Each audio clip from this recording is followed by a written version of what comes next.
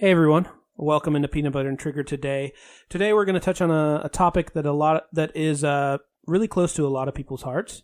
A lot of people's everything. We're going to talk about religion, and this is coming from a point of view of people. We're just going to talk about what we believe. We have these discussions sometimes where we talk about these things that we believe, but we just want to have a discussion amongst each other's. So if you're here for gaming or religion isn't something that you're interested in hearing us talk about, feel free to skip this one. I think it'll be kind of fun just to talk about it with our friend Mr. Naylor, and we're gonna state our beliefs and just kind of talk it out. It might take 20 minutes, it might take 2 hours, so we hope you enjoy it.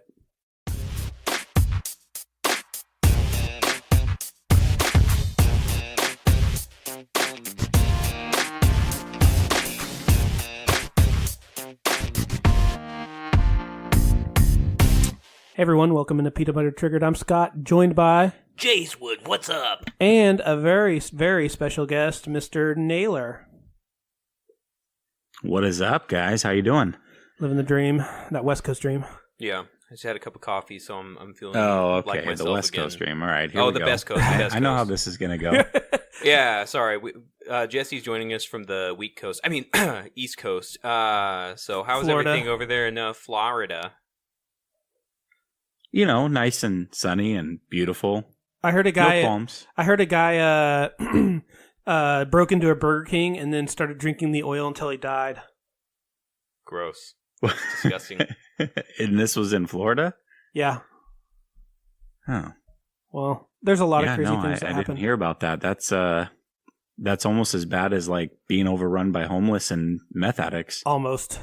Hey, just so everyone knows, too, apparently on Naylor's side, he's hearing some cutting out. So if he asks us to repeat ourselves, that's what's going on. I just want to let everybody know.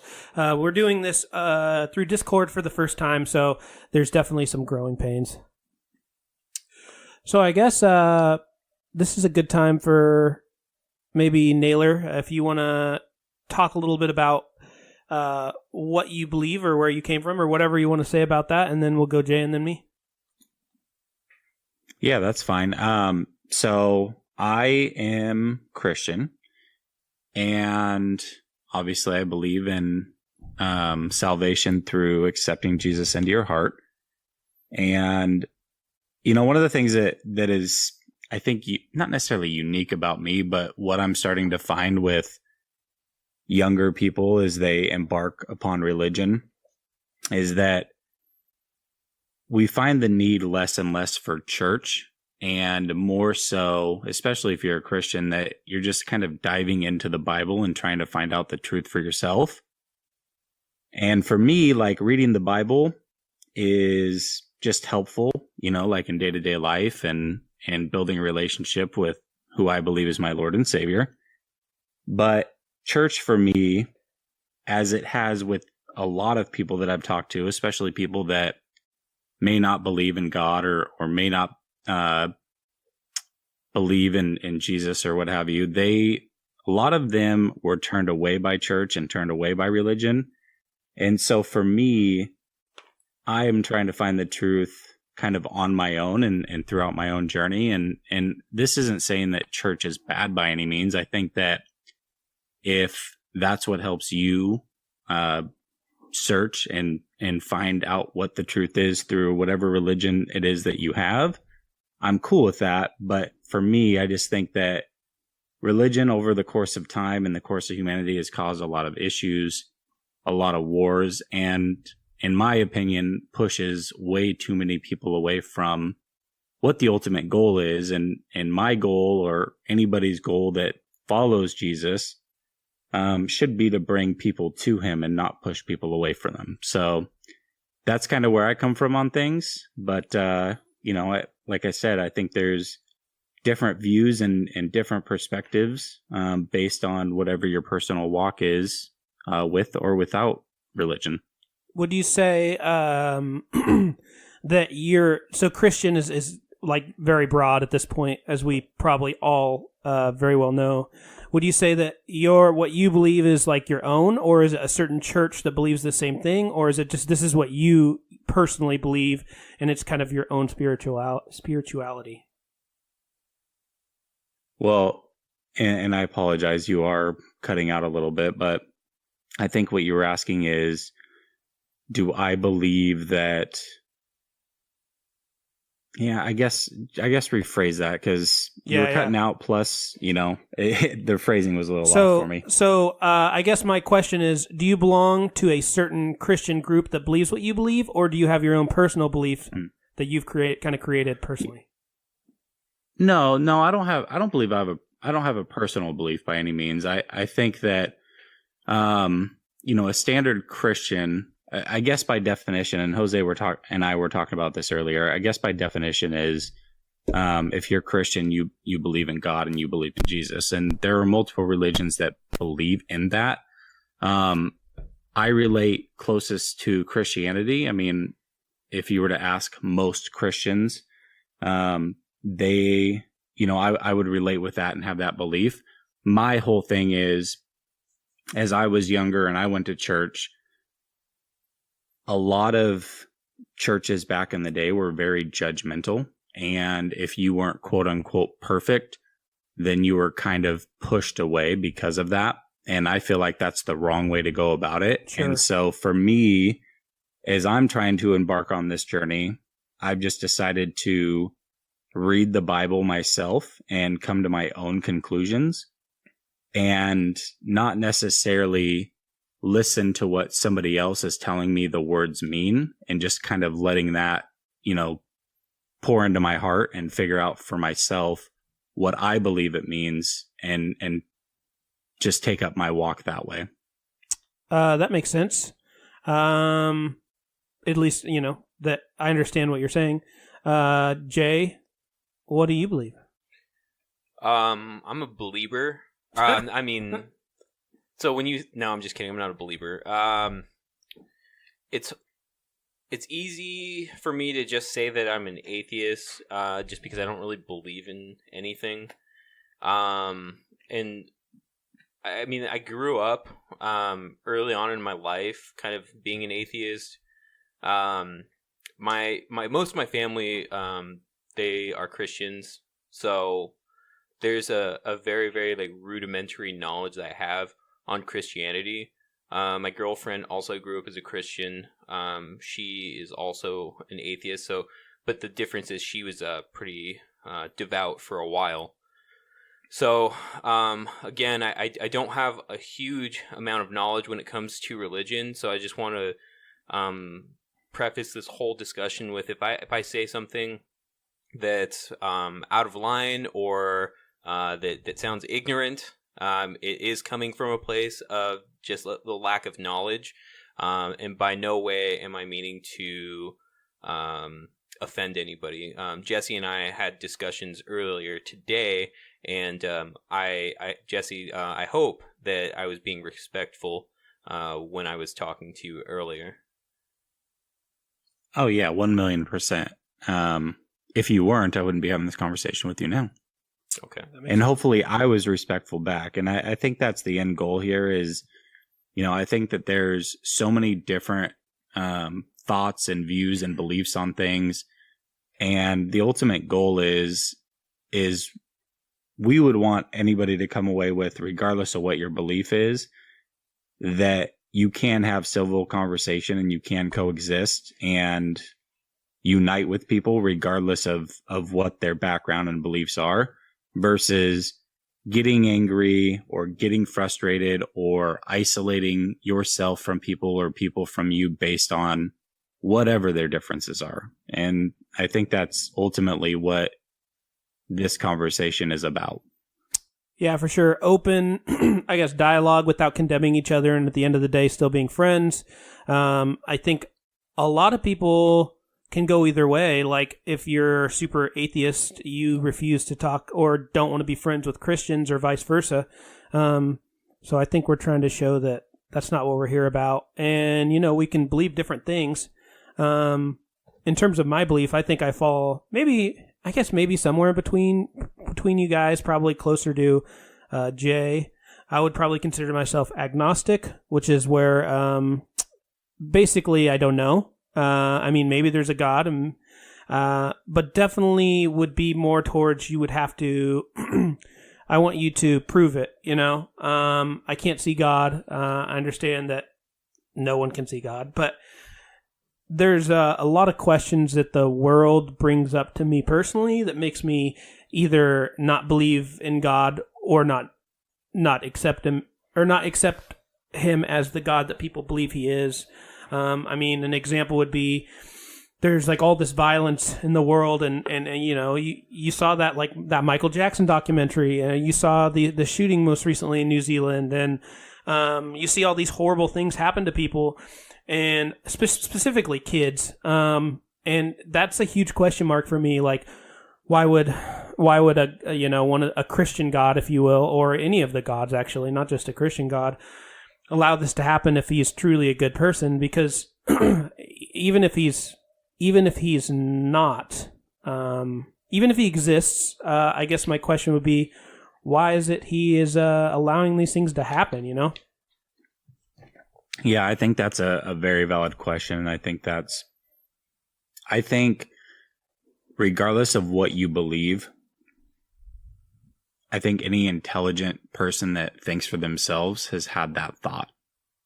And I know it's a thought that I've had, as a believer, and pretty much anybody that I talk to, about religion has had that thought process. And, for me, I guess, the best way that I can answer it, just, off the little knowledge that I have, and much like what Jose said, I'm not going to pretend that I know the ins and outs of everything. I'm very... Yeah, for sure. You're not going to know. I'm not going to know.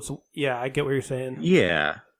I consider myself a novice in this journey, and I'm just really starting to dive into the Bible for myself, and so I don't want to come across like, I've read the Bible front and back, and I know for a fact that this is what it is. I just go off of kind of my interpretations of things, and what I feel, which.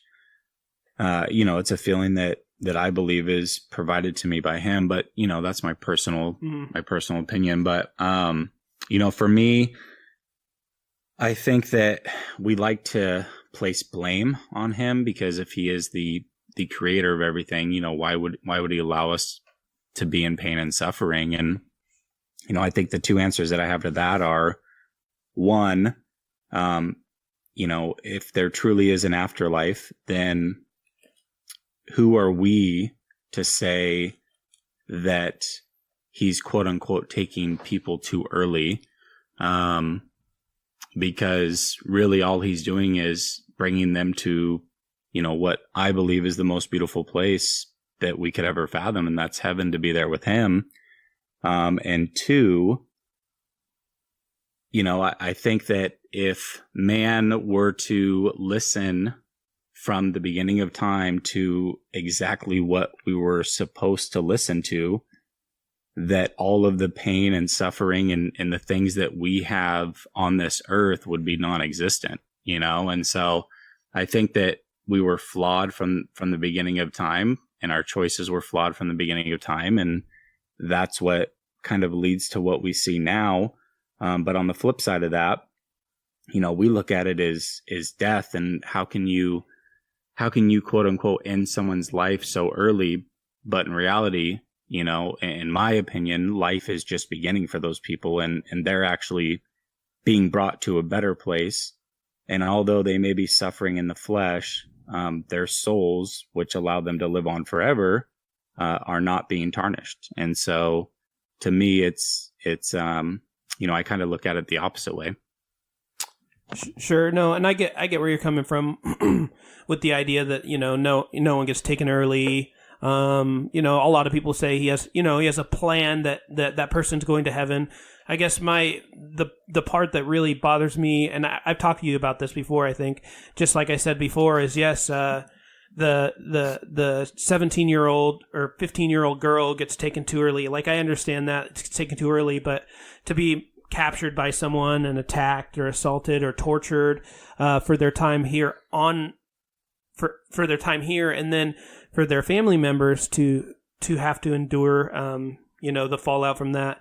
That's what makes me question. I'm like, dude, well, I get maybe you're taking this person early for whatever reason, but they're not. A lot of times they're not dying. They're in a car accident, or again they've been murdered, or they're a victim in Syria or something of a war, or whatever it might be. Those are the things that make me question more than. And I know you're not going to have the answer to this. Nobody has the answer to this. But those are the things that make me kind of question him, or if there is a God and he is allowing this to happen, it's not a God that I like. Like, he should step in. He should do something. We shouldn't, especially if he's all-knowing and understands that this is going to happen. Like, if he understands, like, since the beginning of time that, this person was born to have a life of pure suffering, it'd be dope if he didn't allow that, I think. For sure. And, I guess the only thing that I can say to that is, listen, he has stepped in to a certain extent. He allowed his literally perfect son to be crucified for doing nothing. I mean, he was perfect. He's the only quote unquote human to walk this earth sinless, and was crucified for it, and went through probably the most torture you could ever fathom for anybody. And he did so to die for our sins so that we could be saved, and so that there was an answer, and there was, something on the other side for us. And so, listen, if there's something worse than that, I'd like to hear about it. So it just, I don't know. I understand where you're coming from. Mm-hmm. And yeah, you're right. I don't have all the answers to that for sure. Yeah. And nobody does, It's not an easy question to answer. I guess, taking it away from that, because I know that conversation kind of never ends. It's a circle. I understand that you don't know the answers. Sure. I don't know the answers, and we could talk about. I could say this or that, and you could, But I guess one interesting question I have for you, Mr. Naylor, is: do you believe that? So do you believe there's heaven and hell? I do. Yes. So there's a place where good people go. Well, by whatever standard that is. And bad people go? Yeah. I think that'd be fair to say. Yeah. Okay. Yeah. Well, yeah. In generally, I guess. Do you think that people who don't accept Jesus will just go to hell, or do you think that, say, I don't know, you're in Papua New Guinea and you never even are ever exposed to Christianity ever? It's no one comes to your little island. When you die, what happens? Are you maybe you don't know the answer to this, but are you judged based on how you were in life? Is that what you believe, or do you believe you getting into heaven is based on who you worship or how you worship? I do believe that it's based off of accepting Jesus, but if those scenarios do exist, I would imagine that you would get in either way. And the reason that I say that is because, and again, I'm not fully versed on this, but I do know that there is a spot in the Bible that talks about you basically having to be of a certain age before your soul is basically fully formed and you're able to even make your own decisions. And if you pass before that, you're just automatically accepted. And so I don't think it would be any different for somebody that, regardless of age, if you're never genuinely exposed to it or ever even have that opportunity, I really doubt that you would be turned away. Jesse, I have a quick question for you. And this is just based off of your understanding of specifically Christianity. There are children out there that do suffer from things like microcephaly, which is basically a shrink, an underformed cranial cavity, and an underformed brain. So if they're able to survive up to, let's just say, let's call it the deadline for the point at which their soul can be saved. However, they don't possess the cognitive ability to even understand what Christianity or Jesus is. Are they then punished for that? I mean, do you think that they would then be punished for that? No, I do not. Okay. No, I don't think that would. No, there's no way. You believe he's the whoever the gatekeeper is, or whatever the gatekeeper is. I'm going to assume that you feel like it's fair, right? That if the person doesn't have the cognitive ability, you're in, or if, whatever that weird extenuating circumstance is, that this person is, or whatever, this judgment is fair, right? Yeah, absolutely. I mean, I don't think, obviously, I don't think that God's like some sort of tyrant that's just like unreasonable. You know what I mean? That would be crazy. I wouldn't want to follow that either. What about someone? What would you believe is someone like in for example, my case? I've been exposed to religion. I understand who Jesus is, or I understand what people believe Jesus is. I've been to churches here and there, but it's I haven't accepted Jesus, if you will. Would you think? But I do believe that I've been a relatively good person. I've never murdered anybody. I don't steal. I help people when I can. I believe my karma is on the good side. Do you think someone like me, when I got to the gates, if I said, hey, do you believe I'd have like a chance to be like, you know what, I was wrong? Or do you think because in this, what a lot of people believe is a test, right? Our life is a test. Or do you believe I'll just go to hell? I I don't know the answer to that. I really don't. I think it's tough to decipher that.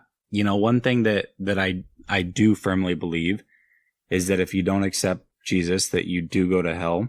But I don't know if that, I don't know if that means you have to do it right before you die in the flesh, or if you do get an opportunity before him, to basically just say, look, man, I messed up, like, my bad, or, you know what I mean? Like, I don't know the answer to that. What I will say is, you said something very interesting, and I think that a lot of people, pretty much everybody, has this thought of themselves that we are good, or we're inherently good. And it's definitely a thought that I've had. I mean, before I really started diving in and looking into it for myself, I thought the same things, like, look, I'm a good person. Like, I help people out.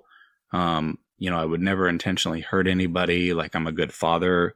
All those things cross your mind. But, reality is if you look at the 10 Commandments, and we'll just take a few of them, off the top. If I were to ask you, have you ever lied? What would you say to that? Everybody lies. Okay. What would you call somebody that lies? I mean, it depends how they lie, I guess. This is, I mean, if thou shalt not lie is in terms of specifically what it means, it's like you are a liar or not. But I feel like everyone lies here or there. I agree. I think everybody does lie. I think it's have also. Have you ever stolen anything? Possibly nothing. I mean, I'm sure I've stolen something before. Nothing of value, or nothing that would hurt anybody, right? Intentionally, but whether it's gum or what have you, right? Have you ever looked at a woman and lusted over her? Sure. Okay. Have you ever said God's name in vain? You haven't? Okay. Yeah, I have. Okay. So let's just, and look, like, to us, we look at that like, hey, we're talking white crime, basically, right? Like, if we're looking at crime, murder versus Jesse, whatever, like, let's not get us, racial. These are the. Well, okay, geez, come on, calm down. But you know what I mean? Like, we're looking at this as small potatoes. That makes sense. Reality is that is a part of the 10 Commandments, and so, if you were to go in front of a judge, for example, and let's say you were convicted for, I don't know, whatever felony you can think of. And they say, let's say it was armed robbery. I don't know. So you're convicted of armed robbery. You go in front of the judge, and judge says, well, what do you have to say for yourself? Did you do it? And you say, well, I'm a good person. He says, well, yeah, but you're convicted of robbery. yeah, but I've given so much to other people. I get it, but you're convicted of armed robbery. Like this, to me, it's no different. Like we look at ourselves as good people, and we even have a hard time calling ourselves a liar or an adulterer or a thief.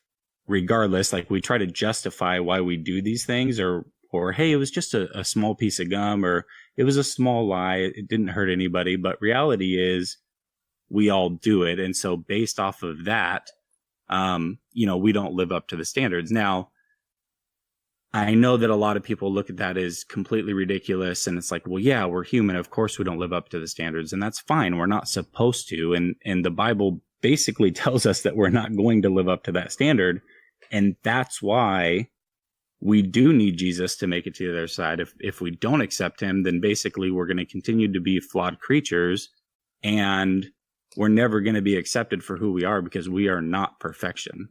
Period.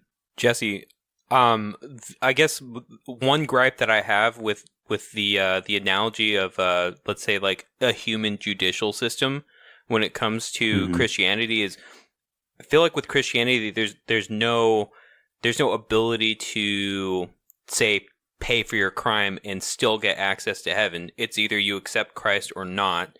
Whereas like the judicial system will allow somebody through the ways of like paying a fine or serving time, there is still a way to rejoin society, though, I mean, some of those people still end up being flawed because of the system. I would think that regardless of the religion, there would be a way to be able to, say, pay for those crimes or pay for those sins to be able to earn your way into an acceptable afterlife, such as, like, I think in Judaism there's a purgatory that you go through in order to gain your way back into quote unquote heaven. Now, with certain other religions that don't allow for that, I mean, do you have an explanation for that, or do you have like an interpretation for an explanation for that?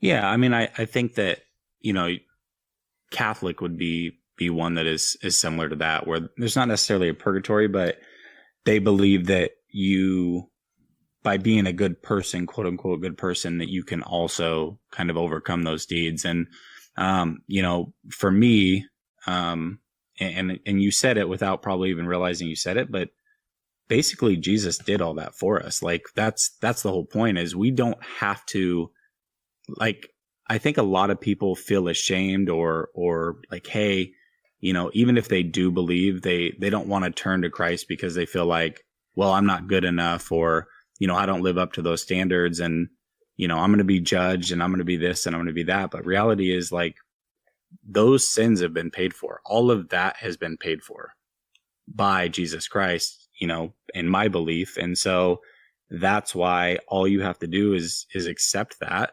acknowledge that, thank him for it, and take him into your life. And that's ultimately, it's very simple, but it's not easy. And that I fully understand, but it is a very simple process. It's just, like I said, it's not the most easy thing to do because, we think other thoughts, like I said, like we're not good enough, or why does God allow this? Or, you know what I mean? Other things get in the way. And so, we don't accept that it's that simple. Yeah. That's an interesting interpretation and explanation. For the sake of not interrogating you, Jesse, my friend Jesse, I would love to ask you one question. Coming from the perspective of somebody who's religious, please feel free to ask us any questions for somebody that's maybe perhaps atheist or perhaps agnostic. Okay, Jose, here it goes. Okay, so I guess my question to you guys is, how do you believe that the world was started? If there is no creator, there is no, whether it's God or, you know what I mean? Like, it doesn't have to be my God, right? It could be any God. Without a higher being, how do you believe that basically something as magnificent as this world and the life form on this earth and really throughout the universe as a whole was created out of nothing? Like, how would you explain that? I guess my answer would be I don't know. I think there's I don't know. I don't claim to know. I think it's hard. Who knows? I don't know why the universe is so large or why we're so small in this universe. That's the thing. I just don't have proof. I know some people believe the Big Bang and all that stuff. But I believe that's about as believable as religion. You know, that's as crazy as religion is. Not crazy. That's as unbelievable is a better word as religion. Like my answer is I don't know. Who knows? Jay? Mine's like a version of I don't know. I think that to have something from nothing is just essentially unexplainable. And then the other thing too, it's like, I don't know, maybe it's a version of like the reason why we have antimatter, something that's the exact opposite of matter. So maybe it's somewhere in between those two things, those two principles, to be able to explain how there is a something from nothing. Okay. The other thing that I kind of think about sometimes is like, you know, scientists have explanations on like how Earth was created and stuff, but there's really no way to be 100% sure on anything. And then I think that's kind of what somebody who's religious will kind of subscribe to, is that you're basing this on faith and mostly faith alone. I think that a lot of people that are considered atheists or non-religious will do the same thing, but try to subscribe to more of a scientific approach. Yeah, for sure. Right. And I think that, like, I personally think that science and you know, God can coexist. You know, I think that there are definitely things that we discover through science that we wouldn't know otherwise. And the people that study science are extremely smart. I just, you know, if you look at some of the best and biggest scientists, you know, for me, like, their thought is all of this came from nothing. It all came from a Big Bang, which was nothing somehow creating all of this. And so, like, I do believe that, you know, however you want to call it, Big Bang, whatever, like, I do believe it exists, but I think for me, it's less far-fetched to believe that something sparked it and made it happen versus we had nothing and then boom, we had something. You know what I mean? Definitely simpler. Simpler to think of. I guess my question would be, and Scott, you're probably kind of the middleman, so I don't think that you'll necessarily believe one way or another here, but maybe you will, at least would. So is it safe to say that you believe in evolution then for human life being started? Yeah, I would say so. I would say I believe in evolution too. Okay. So, like, one of the questions that I've always had then, because I feel like science is like one of those things that, like, if you look at the definition, it's finding out the truth through observable and repeatable evidence. Yeah. I don't think there's any observable or repeatable evidence that evolution has ever taken place. I think there's been, like, adaptation, like, you know, we've adapted a little bit, but nothing has changed kinds. Like, people are like, well, the proof is this fish used to look like this and now it looks like this fish. Well, yeah, but it's still a fish. You know what I mean? Or this bird used to look like this bird and now it looks like this bird and that other species doesn't exist. Well, yeah, it's still a bird. You know what I mean? So it's like, I get like things may adapt, but I don't think there's anything, and there's never been any proof that, like, evolution has taken place. So I think the way to think about it is definitely in terms of human timescales with animals like you're talking about. You won't see evolution. You'll see adaptation, but definitely not evolution. But if you look at something like bacteria does evolve. Viruses will evolve. Just like whenever you take a antibacterial, or what's it called? Antimicrobials or bacterials. Yeah, any of those things. Antibiotics. I mean, it's a fact that they will evolve and change. It's just because they're much quicker through generations. They die much quicker than humans do. I mean, if you look at recordable history, that's according to what people believe is evolution, recordable history in humans that we even know, we wouldn't really have evolved in that time. It's just too short. It's like the last 10,000 years isn't that much, which it's hard to get our mind around. And another point to make is that there are certain subspecies. Now, I don't even know if that's the correct term, but like certain types of animals, such as like, amphibians or even birds, for example, that just didn't exist within fossil records until reptiles had changed into being birds. And even by that classification too, they were just like mammals that just showed up in fossil records too. So as far as like there being no evidence of evolution, it's because there's, number one, a lot of times there's no clear distinction of an evolved form of something until you see something just dramatically change, because there's several aberrations of types of animals that just seem to die off quickly because they're trying to adapt or they're trying to evolve to make it into a species. So as far as like subspecies and stuff are concerned, I would say that the other part of that is that maybe we just don't have enough fossil records because it was just such an abhorrent like evolutionary trait, and then whatever fossil that ended up being is still yet to be found. They're still looking for a missing link for some of the different hominids into humans at this point anyway. Yeah, definitely. I could understand that. And like I was saying, there isn't really like a really solid lineage for humans. Sometimes there's the missing link and all this fun stuff. But evolution does definitely happen. I think that you can believe that maybe humans didn't evolve, but definitely bacteria and viruses do evolve. And genetic makeup, like for example, an example would be bacteria dies to a certain kind of chemical. At some point, there's a genetic mutation where that bacteria is no longer affected by that chemical, and so that bacteria as spawn also gets that resistance to that chemical, and then they grow and they grow and they grow. So I think it does happen, and maybe you disagree, Mr. Naylor, but that's just my kind of 2 cents on it. Yeah, I think that's fair. I think, and it may be semantics, but like I believe that everything that you just said is 100% true. I mean, there's proof of it, right?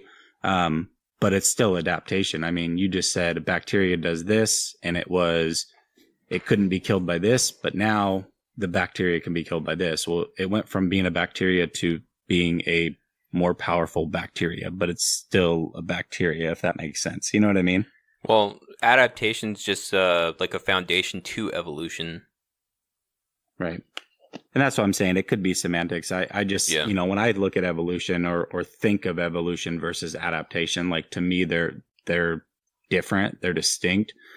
I look at it as you were something and now you're something completely different. Like if you were this animal, now you're completely different animal, not a different species of the same animal, I guess is how I would look at evolution versus adaptation. Well, personally.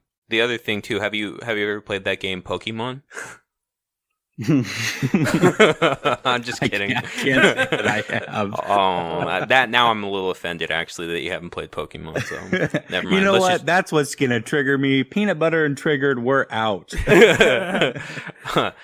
What other questions do you have from a religious perspective to a non-religious perspective? Shoot. Sorry to put you on the spot there. Let's it seemed like I just did. No, it's all good. I guess I would ask a question that I would ask, and I guess I'm going to try to kind of steer you in a certain direction, just because I know that this is something that a lot of people who do not believe say. But would it be fair to say that you probably think that a lot of the things in the Bible are, crazy, like as crazy as Bigfoot to some people, or like the stories are super far-fetched and there's no like scientific backing to really anything in the Bible other than it was just kind of written a long time ago. But other than that, there's just nothing like scientific that holds up today? Or I would say that's partially fair. I think a lot of it is the fact that like some of the I guess rules or passages in the Bible are open to such dramatic interpretation that it's hard to hold them to any sort of standard, just because there's so much interpretation for strangely specific items in the Bible. And then the other thing too, like I guess some of the stories in some of the passages of the Bible just seem to be kind of almost like just arbitrary or strangely placed. Well, I know a lot of them are like a fairy tale type of thing, or like a fable, yeah. But I do know a lot of people don't take them as the fable. Like they're not thinking. I think there's Noah's Ark, or I think that actually happened. Or Sodom and Gomorrah, or the story of Job. Isn't there? Yeah, is Job the one who goes in the whale? No, that's Noah. I thought. No, one person gets eaten up in a whale, I think, at some point. I'm sorry if I'm being ignorant, like honestly, but I think a lot of those stories, a lot of religious people don't take them as like concrete, more like a story about ethics or whatever they happen to be covering in that particular story. I understand that. For sure. I think I would agree with that. There's a lot of that in there. But there are like, if you haven't like fully delved in, then this is something that, you may not necessarily know, but there's like a lot of things that are in the Bible that basically could have saved humanity from a lot of self-discovery, whether it be through, discovering diseases through blood, versus, back even when I think George Washington died, they thought that they had to remove blood from his body, basically. Like, that's how crazy it is. I mean, it's crazy to think about it now, how we've adapted and changed and learned things. Like, they used to believe like you had to take blood out of the body in order to cure somebody. And, the Bible way before that basically said, for the life of the flesh is in the blood. Like, it said it right there, like, study the blood. That's how you're going to get there. And even one of the crazy stories that you guys brought up is about Noah and the ark and all of that. But here's a crazy fact about even that story is, in the book of Genesis, God gave Noah the exact dimensions to build the ark. And in 1993, a scientific study was conducted by South Korean World Class Ship Research Center, where they studied ships of 12 different shapes and sizes with modern design, and none of them outperformed the design that God laid out for Noah. That's very interesting. Yeah, no, very interesting. I think that kind of stuff is just one of those things that could be considered unexplainable, or like, I mean, this is completely different, but like, what about the Coral Castle? Like, nobody knows how that dude had enough leverage to build all of that by hand. So, I mean, that's not necessarily religious, but like, nobody can really explain that either. Not even science. Yeah, absolutely. I have one last question for you, Naylor. Yes, sir. If you have someone who is truly bad their whole life, right? Like an evil person, Hitler, Stalin, someone like Hitler, yeah. Or me, or Jose, or Eastwood. do you believe that at the end of their life, or even during their life, say this person was being evil, but truly accepted Jesus, like not just accepted Jesus, but to, like, I don't know, get into heaven or whatever, like truly accepted Jesus, that evil person would get into heaven even if they killed, millions of people. That person, would they get through because they believe in Jesus? Yeah, I think that that's definitely something that I've questioned, and I honestly haven't found the answer for myself, so I don't want to fully speak on it. But if I just had to give an answer now, like gun to the head, had to give an answer, I would say the answer to that would be, yeah, I guess at this point I would believe that. just because a lot of it, again, is what we look at and we say, well, this sin is worse than this sin because of the way that we see it from a humanly view. But I just know that, like, I am far from perfect, and regardless of how crazy and outlandish some of these people are in my eyes, it's really not for me to judge. And based off of what I know is you accept, you fully believe, and you openly speak that and try to bring essentially people back to him that don't believe, and that's what it takes. And so, you know, if that were to happen, regardless of what you've done in the past, you're basically bearing yourself on the cross figuratively, and you're reborn basically in his image. So yeah, I would believe that. Jesse, you and I were speaking earlier off air about some concepts, like really like rudimentary concepts based off of like risk versus faith and just the burden of proof itself. I think that that was actually a pretty interesting conversation that we had.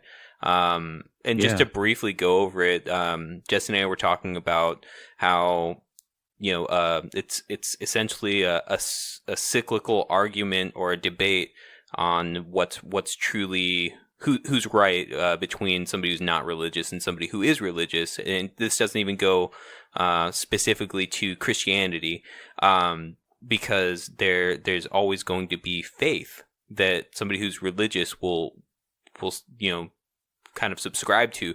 But like, when it comes to somebody who's not religious, there's a certain risk to that, because say somebody who's not religious has said, okay, well, you know what, you know, F it, I'm going to say I'm going to believe in such and such deity because I have faith.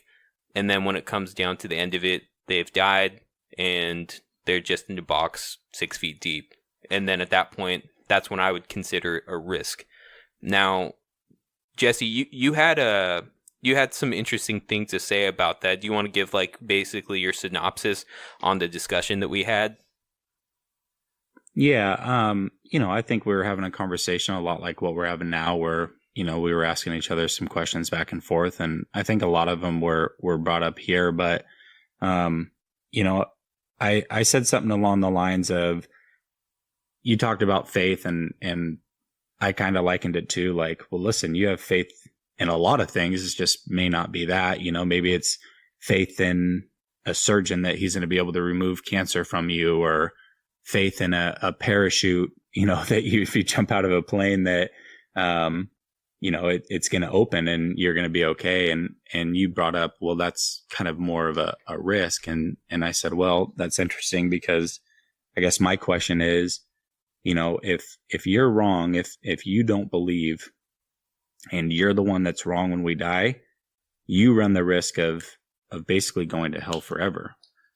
If I'm wrong and I die, then I just die, and that's that. So like, why, I guess what's hard for me to understand is knowing that you're genuinely, in my opinion, taking a calculated risk, because to Scott's point, and to what you just said, I don't think that anybody can 100% prove that there is or there isn't, because if they could prove that there was, then everybody would just believe, right? Or I would assume everybody would believe at that point. But you can't prove the other way either, that it doesn't exist. And so why wouldn't you just err on the side of caution and say, listen, you know, I'm going to go this route. I'm going to believe, you know, with all my heart, and if I'm right, then great, I end up in heaven. Versus the other way is, look, if I'm wrong, then I'm going to go to hell. You know what I mean? Like, I feel like that's a calculated risk to take. And you're thinking about what could happen to you for not just like a lifetime. We look at a lifetime, 80, 100 years max.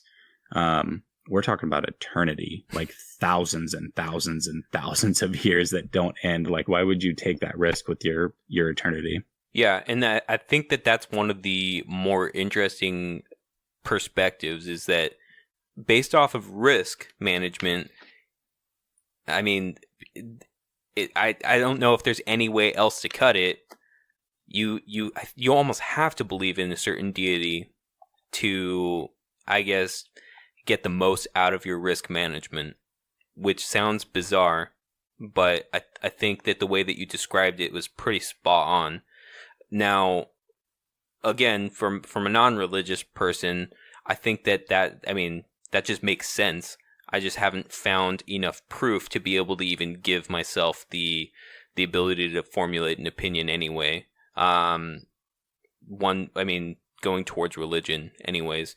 But that's what I thought that was pretty damn interesting when we were talking about this. Like, it just makes sense that somebody who wants to take a calculated risk would just say, you know what? It's probably just easier to say that I believe in God or Jesus or who whatever deity, because if I'm wrong, it's an eternity of damnation.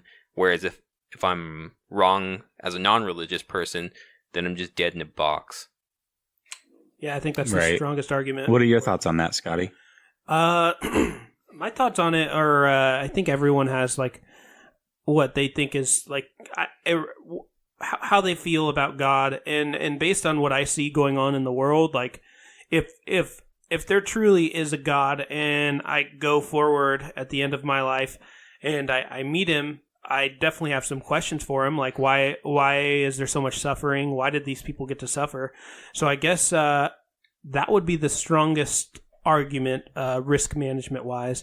But as far as I'm concerned, I personally don't see the all-knowing God as a good person or a good deity or positive, because if he was positive, he would be helping people. We wouldn't have this suffering. And I'm not talking about like I said, it's the thing is, it's the kids. It's like all these kids, and that's what I'm always stuck on. It's I guess at the end of the day, if I get to the pearly gates and he says, hey, like, you didn't make it, you by my rule weren't a good person, I will accept it, because I don't see him as a great guy at this point,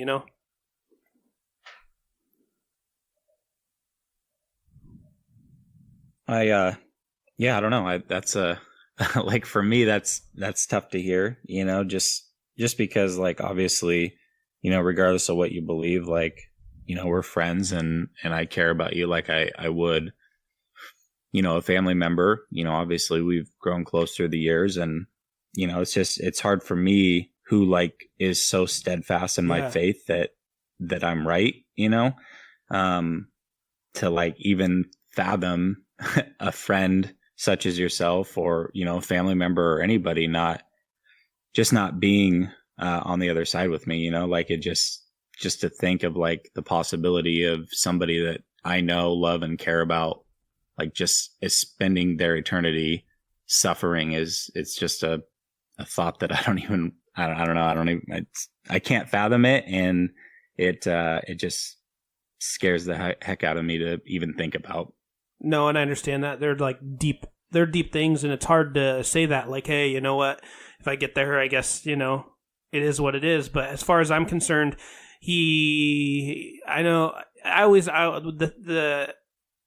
always use this, I say, when someone goes to prison, wrongly convicted for 28 years, they thank God that they got out after 28 years, but they don't say anything about the fact that God put them there for 28 years, And so, like, I feel like there's a lot of things that people attribute to him, and I feel like there's a lot of things that he could be stopping, or there's a lot.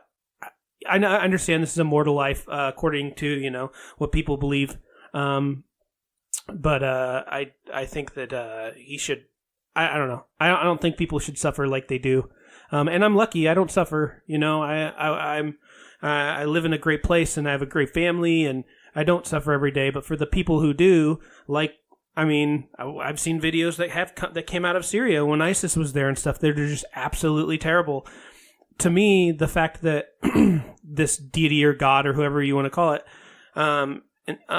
lets that happen to these people, I think that's like a sin in itself. Like, he should either step in, or, it's just not fair to me, and that's why I don't, have a relationship or whatever you want to call it. For sure. Have you ever or would you ever consider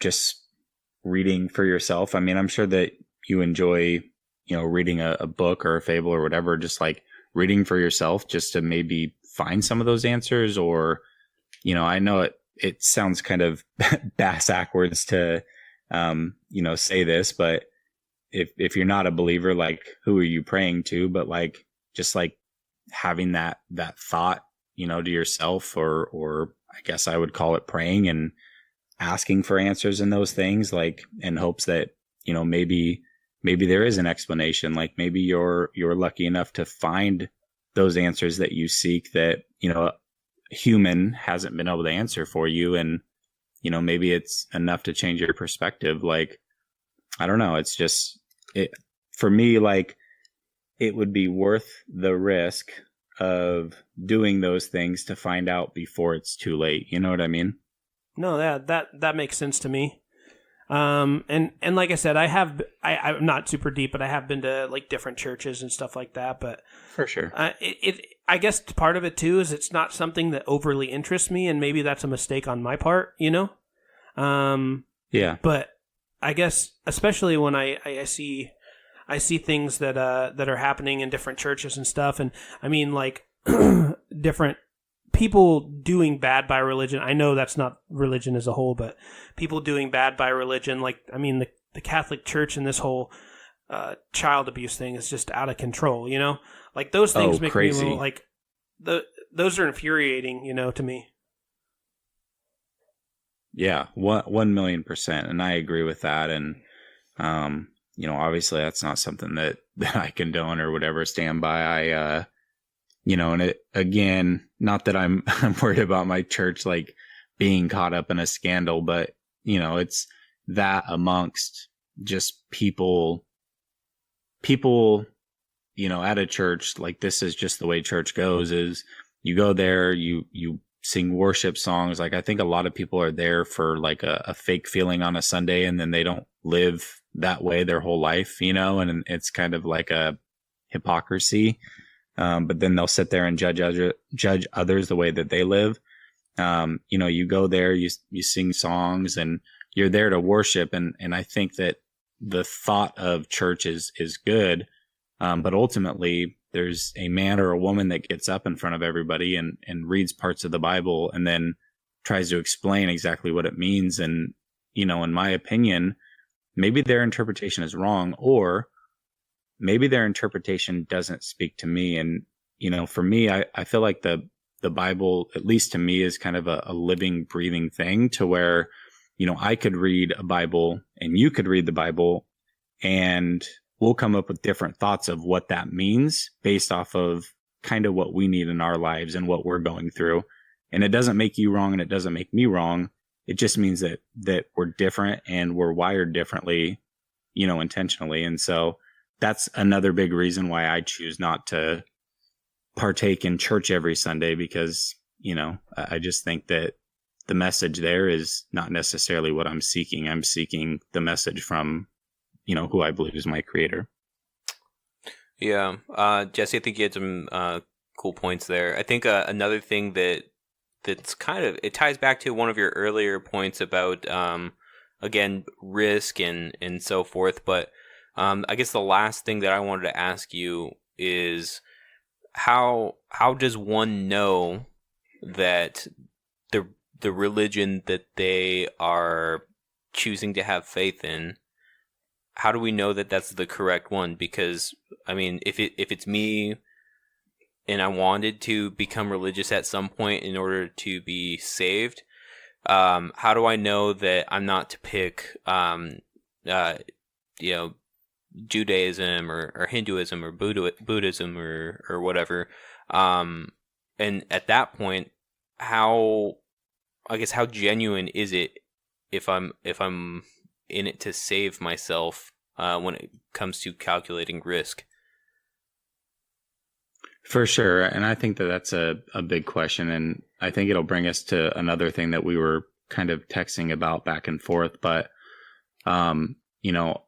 if you look at pretty much every religion other than pure Christianity, all of them have man-made things built into that religion. And again, Christianity will do this to a certain extent. If you attend church, like certain churches will believe certain things that other churches won't, and what have you. But if you just are reading through the Bible and you believe in Christ, or you believe in God, that's the purest form, because it's not a man thing. There's not like, hey, in this religion, you have to wipe your feet 6 times and you have to do this deed every morning and this ritual every morning. Like, those are all man-made things that are injected into a religion. They're not necessarily from God. And I think that brings up a good point, and something that you asked that I think was a very, very good question of me earlier. You asked something along the lines of, well, isn't the Bible written by a man? I think that's a great question. And my answer to you would be, yeah, it is written by a man. But for example, if I ask you to give a speech to 20 people, and you get up and you give that speech, but I whisper in your ear everything to say, that speech was told to them by you, but in reality, it was also told to them by me, if that makes sense. And, I believe that the Bible was written by man, but the words come from God. And so that's the main difference. Is there is no, in pure Christianity, there is no man-made things that need to come up. And if you don't mind, I just want to share something real brief in the book of Matthew that actually does talk about this, just because you made me think, and you made me search, and I appreciate you for that. But it basically is talking about religion, and Jesus is sitting down basically to eat with this group of religious leaders, and they asked him, why do your disciples disobey our age-old traditions? For they ignore our traditions of ceremonial hand washing before they eat. To which Jesus replied, and why do you, by your traditions, violate the direct commandments of God? For instance, God says, honor your father and mother, and anyone who speaks disrespectfully of your father and mother must be put to death. You skip forward a little bit, and he says, you hypocrites, Isaiah was right when he prophesied about you, for he wrote, these people honor me with their lips, but their hearts are far from me. Their worship is a farce, for they teach man-made ideas as commands from God. And I think that pretty much sums up what I said. Obviously, I said it in my own words, but he's basically saying, like, look, if you're following man-made religions, then they're all crap. You should be following what I'm trying to tell you, not washing your hands because it's a part of a religion, if that makes sense. Yeah, I guess that part makes some sense. But going back to the Bible debate, where you had an analogy, if I was to give a speech that was dictated by you in my ear, then it would be a speech from you. However, what if I misheard or misinterpreted something? Then you wouldn't then claim that as your word. So without any proof, somebody would just have to just say, oh, you know what? That was totally Jesse's word.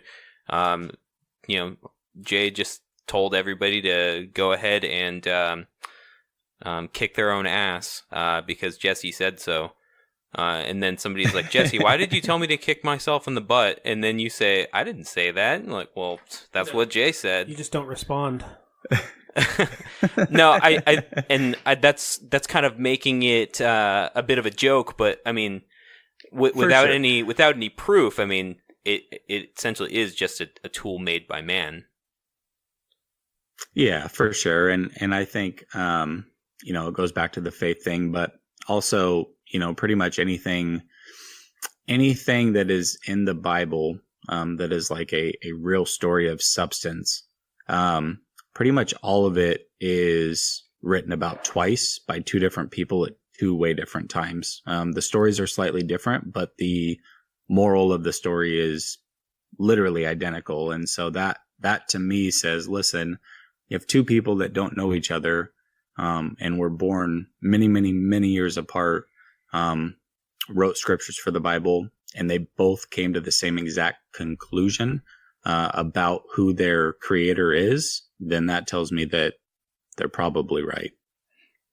Yeah, I mean, that could definitely be, but I mean, then there are things in certain Bibles that I guess people pick and choose from, which also kind of doesn't make a whole lot of sense to me. For instance, like, you know, we're not to blend certain cottons or eat shellfish or, I mean, you can't have tattoos, you can't, like, stuff like that, right? Yeah, so I think that's a bit strange that certain people will pick and choose from those passages from Scripture, and then still say that the Bible is the Word of God. So, right. I mean, I'm conflicted with that sort of thing. Yeah, for me, that goes back to my original point of, listen, I think that regardless of what the religion is, whether it's Christianity, it's Mormonism, Judaism, whatever it may be, especially if you attend church or you talk to people and ask their opinions on things, much like we're doing in this podcast, to be real with you, you're going to get personal thoughts and feelings based off of what they took from the scripture. And not all of it can be right, obviously. And that's why, you know, I personally encourage anybody that is really seeking the truth to read the Bible for themselves, you know, and read any Bible. I mean, whether it's a Book of Mormon, whatever, if you really are that lost and want to know for sure, I don't think reading through something is a bad thing. It doesn't mean that you're going to come out of the other side going, yep, for sure, I'm 100% religious and I believe all the things that are in it, and, you know, I'm saved and whatever. But what it will do is it'll give you an understanding without listening to the opinion of someone else. You'll form your own opinion, and you'll come out of the other side better for it, regardless of what your beliefs end up being. I think that's a really good way to kind of wrap this up. I think we've had a really good conversation, a good long conversation. It's been over an hour on this. I wanted to say thanks, Mr. Naylor. It's not easy to talk about something that is so, you know, near and dear to your heart. Well, it's literally like in your being, you know. So thanks for being on. For sure, man. I appreciate, you know, you guys having me on and being open to listen to it. I think that a lot of people also in your guys' situations, you know, whether you're an atheist or agnostic or what have you, you know, you wouldn't give the time, or a lot of people that believe that way wouldn't give the time to listen to somebody like me, because they would think of it as a joke or rambling on or what have you.